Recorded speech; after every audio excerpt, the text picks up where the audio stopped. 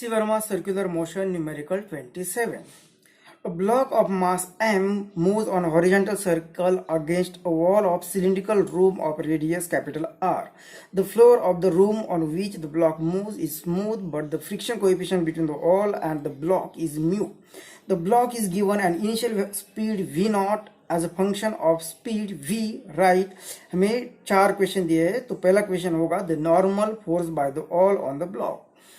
तो यहाँ पे इस तरह से एक सिलिंड्रिकल ऑल होगी, इस तरह से वो सिलिंड्रिकल एक ऑल होगी, इस तरह से ये सिलिंड्रिकल ऑल, और इसका नीचे का जो सरफेस होगा, ये नीचे का सरफेस स्मूथ है, लेकिन ये जो ऑल होगी वो ऑल का कोएफिशिएंट ऑफ फ्रिक्शन म्यू दिया गया है। और पहला क्वेश्चन हमें पूछा है कि इस कंडीशन में जब एक ब्लॉक, यहाँ पे एक ब्लॉक इस तरह से घूमेगा, मतलब ये ब्लॉक अगर यहाँ पे सर्कुलर मोशन परफॉर्म कर रहा है, तो ये नीचे वाला जो पार्ट होगा, यहाँ पे ये जो फ्लोर होगा जिस पर, मतलब ये जमीन सरफेस, ये सरफेस यहाँ पे इस तरह से अगर ब्लॉक मूव हो रहा है, यहाँ पे इस तरह से ब्लॉक ऐसी सर्कुलर मोशन में मूव हो रहा है, तो यहाँ पे कोई फ्रिक्शन नहीं होगा।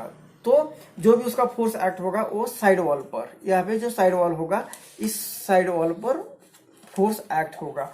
तो यहाँ पे हमें पहला क्वेश्चन पूछा है कि what is normal force. Normal force क्या होता है कि सरफेस बॉडी पर जितना फोर्स अप्लाई करता है परपेंडिकुलर, वो फोर्स होता है नॉर्मल फोर्स। तो यहाँ पे वो कितना होता है, तो बॉडी सरफेस पर जितना फोर्स एक्ट करेगी उतना ही नॉर्मल फोर्स होता है। तो यहाँ पे एक बॉडी जो मूव हो रही है on all of this cylinder, तो यहाँ पे ये बॉडी ऐसी सर्कुलर मोशन में मूव हो रही है। सर्कुलर मोशन में मूव हो रही है मतलब ये अगर इसका पाथ होगा सर्कुलर मोशन का, तो उसके हर पॉइंट में वो आउटवर्ड डायरेक्शन में फोर्स अप्लाई करेगी, सेंट्रीफ्यूगल फोर्स mv²/r। लेकिन ये बाहर की डायरेक्शन में कौन है, इसके बाहर की डायरेक्शन में, मतलब ऐसी मूव हो रही है तो इसके बाहर की डायरेक्शन में, तो ये ऑल है, मतलब ये फोर्स किस पर लगने वाला है, इस ऑल पर। तो ऑल कितना फोर्स अप्लाई करेगी, सेम इक्वल टू, और ऑल ने जो फोर्स अप्लाई किया बॉडी पर उसे कहते हैं नॉर्मल रिएक्शन। तो यहाँ पे नॉर्मल रिएक्शन कितनी आएगी, mv²/r। तो इस तरह से पहला पार्ट हो गया। दूसरे पार्ट में उन्होंने कहा है कि the frictional force by the all. तो फ्रिक्शनल फोर्स कितना होता है, तो दूसरा पार्ट, ये बॉडी इस तरह से सर्कुलर मोशन में आ रही है, मतलब हर पॉइंट पर उसकी डायरेक्शन टेंजेंशियल डायरेक्शन होगी, इस डायरेक्शन में वो फोर्स मोशन होगी। तो फ्रिक्शनल फोर्स कहाँ पे एक्ट होता है, वेलोसिटी के अपोजिट, मतलब इस डायरेक्शन में वो फ्रिक्शनल फोर्स होगा। और फ्रिक्शनल फोर्स कितना होता है, म्यू एन, और एन कितना होगा यहाँ पे, तो एन अभी आपने देखा, तो फ्रिक्शनल फोर्स कितना होगा यहाँ पे म्यू, और एन की वैल्यू अभी यहाँ पे हमने देखी mv²/r। तो ये दूसरा पार्ट भी हो गया। तीसरे पार्ट में क्या कहा है उन्होंने, the tangential acceleration of the block. Tangential acceleration मतलब जहां पे ब्लॉक होगा उसकी लीनियर वेलोसिटी हो गया, और ये लीनियर वेलोसिटी हर जगह पे चेंज हो रही है, मतलब उसे लीनियर एक्सेलरेशन है। मतलब वो लीनियर एक्सेलरेशन कितना होता है, ए होता है, dv/dt लीनियर एक्सेलरेशन ए होता है। और वो ए मतलब ये यहाँ पे डायरेक्शन में आकर टेंजेंशियल फोर्स फाइंड करते हैं हम, तो ma, और वो कितना होगा, तो वो होगा इसके अपोजिट वाला फोर्स जो होगा म्यू एन, इतना होगा। अब ये इक्वेशन कैसे आ गया, ये पूरे डिटेल में आपको पढ़ना है। तो इसे बहुत बार हमने डिस्कस किया है, जब हमने फ्रिक्शन चैप्टर डिस्कस किया है तब बहुत सारे न्यूमेरिकल्स इस इक्वेशन से हमने सॉल्व किए हैं। तो फ्रिक्शन चैप्टर पढ़ो आप, तो ये कैसे आ गया, इसमें आपको कोई दिक्कत नहीं आएगी। तो हमें पूछा है कि ये एक्सेलरेशन कितना है, तो मास इनटू एक्सेलरेशन, और ये एक्सेलरेशन फाइंड करना है। तो म्यू एन की वैल्यू यहाँ से लेते हैं, एन कितना है mv²/r। तो हमें ए फाइंड करना था, तो ए की वैल्यू मिल गई। कितनी आ गई ए की वैल्यू यहाँ पे, μv²/r। और नेक्स्ट पार्ट जो होगा पार्ट डी, वो करते हैं। इसके डी पार्ट में कहा है कि integrate tangential acceleration dv/dt is equal to v into dv/ds, bracket में दिया है, to obtain the speed of the block after 1 revolution. तो यहाँ पे डी पार्ट हमें कहा है कि टेंजेंशियल एक्सेलरेशन जो हमने ऑलरेडी फाइंड किया है उससे इंटीग्रेट करो, और ये tangential acceleration A is equal to कितना, μv²/r, इसका मैग्नीट्यूड। और अगर डायरेक्शन लेते हैं तो वो माइनस आ जाएगी। कैसे, क्योंकि हमने जो लिखा था ma ऊपर की डायरेक्शन में था, और उसके अपोजिट डायरेक्शन में था फ्रिक्शनल फोर्स, तो दोनों की डायरेक्शन अपोजिट। अगर डायरेक्शन लेते हैं हम यहाँ पे तो माइनस साइन आ जाएगा, मैग्नीट्यूड लेते हैं तो नहीं देने की जरूरत। और टेंजेंशियल एक्सेलरेशन कितना है, काइनेमेटिक्स में पढ़ा है आपने, वो होता है dv/dt, इंस्टेंटेनियस एक्सेलरेशन। तो ये dv/dt is equal to minus mu V square upon R. और क्वेश्चन में दिया है कि इस dv/dt को आपको क्या करना है, v अपॉन dv/ds इस तरह से लिखना है, ऐसा कहा है उन्होंने। लेकिन क्यों ऐसा लिखना है, तो यहाँ पे देखो ये dv/dt जो होगा, इसे देखते हैं हम इसे क्यों लिखना है। तो इस न्यूमेरिकल को मैं ऐसे लिख सकता हूँ, dv/dt जो है ऊपर नीचे है, एक ही नंबर से मैं मल्टीप्लाई डिवाइड करता हूँ तो कोई बात नहीं होगी। और इसे थोड़ा सा एडजस्टमेंट करते हैं, अगर हम इससे एक साइड में ले लेते हैं तो मतलब ds/dt लिखते हैं, और ये dv/ds ये होगा dv/ds। तो ds अपॉन dt क्या है, डिस्प्लेसमेंट अपॉन टाइम क्या होता है, वेलोसिटी। तो ये डिस्प्लेसमेंट अपॉन टाइम वेलोसिटी, और ये dv/ds। तो इस तरह से एक dv/dt आ जाता है v इंटू dv/ds। तो उन्होंने ये कहा है कि इसे यूज करो और इसे इंटीग्रेट करो, और क्या फाइंड करना है, वेलोसिटी आफ्टर 1 रिवोल्यूशन। तो इस v से तो ये v, एक v चला गया, तो अब क्या करते हैं, v वाली टर्म एक साइड में ले लेते हैं। तो ये v वाली, ये जो dv है और यहाँ पे जो v है इसे यहाँ पे लाते हैं।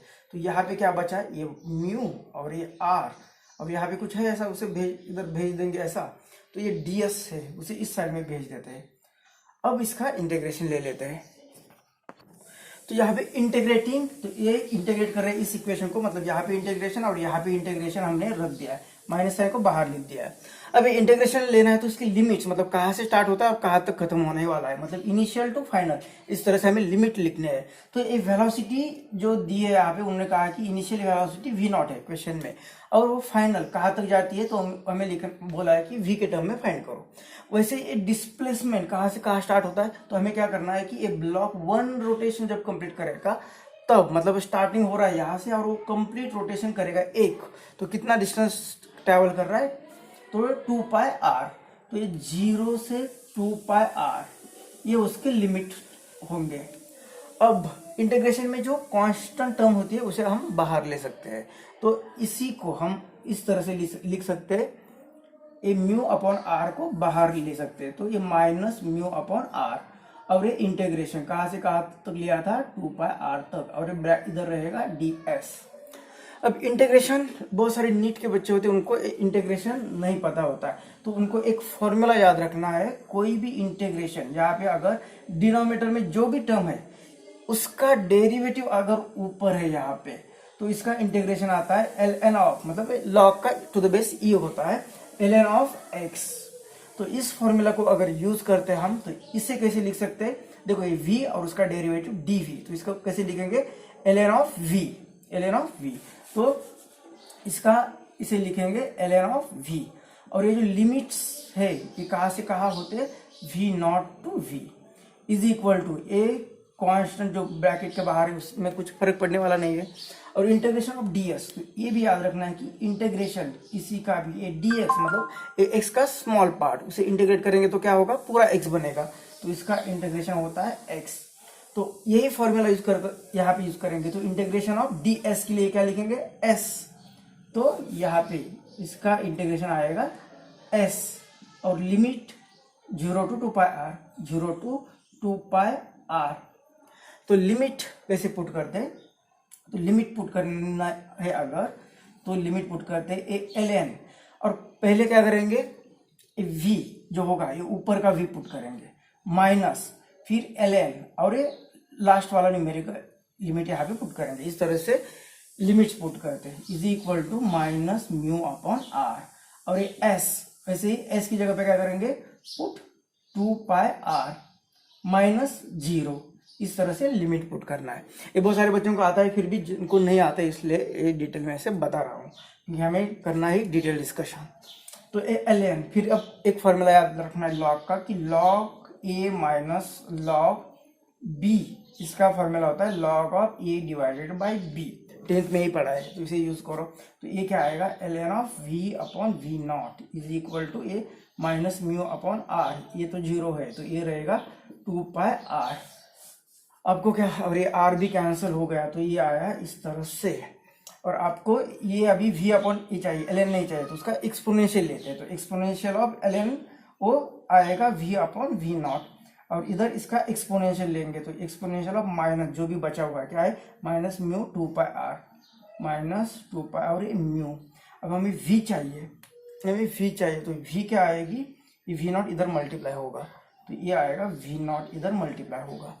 तो इस तरह से ये v इज इक्वल टू आपको मिला v नॉट इंटू दिस, तो ये v आपने फाइंड कर दिया।